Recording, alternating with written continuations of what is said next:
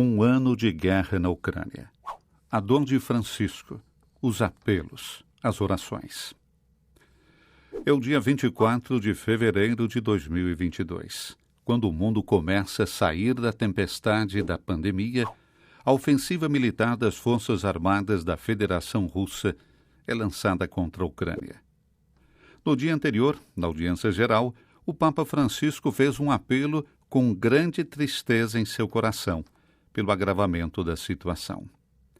Gostaria de apelar, disse ele, aos que têm responsabilidade política para que façam um sério exame de consciência diante de Deus, que é o Deus da paz e não da guerra.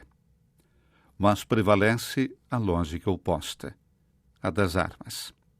Ao amanhecer de 24 de fevereiro do ano passado, as tropas russas recebem a ordem de invadir a Ucrânia. A decisão veio logo após o reconhecimento das repúblicas separatistas de Donbass, localizadas em território ucraniano, Donetsk e Lugansk. Durante esses 12 meses abalados pela guerra, o cardeal secretário de Estado Pietro Parolin reiterou repetidamente a disponibilidade da Santa Sé a mediar e fazer todo o possível para promover um caminho de diálogo e cooperação. Após a eclosão do conflito, os apelos do Papa se tornaram súplicas incessantes.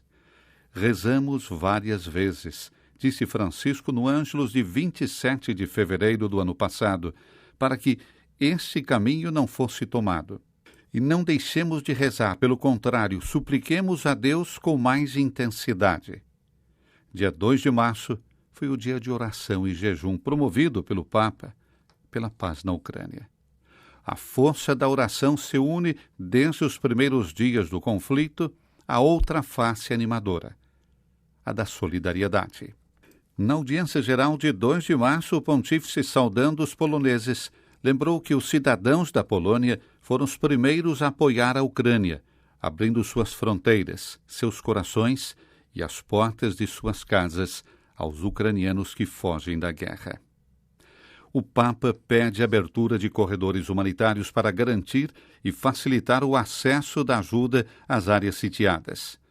No Ângelus de 6 de março, Francisco retratou o conflito em sua dura realidade com essas palavras: rios de sangue e lágrimas fluem da Ucrânia.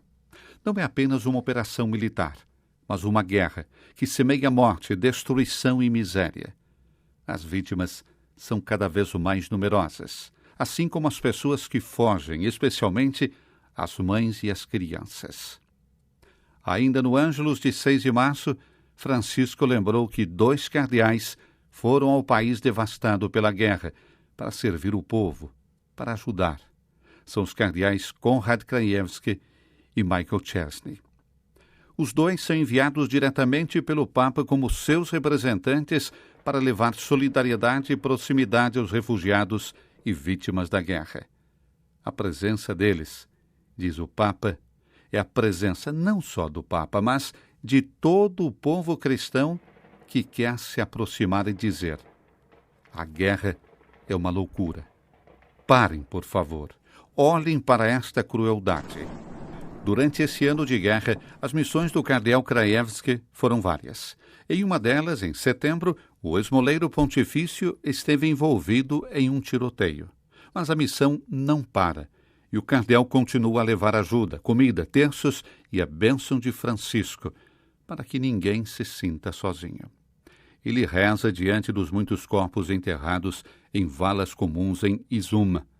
Na Ucrânia, Krajewski leva geradores e camisetas térmicas e entrega 2 ambulâncias doadas pelo Papa.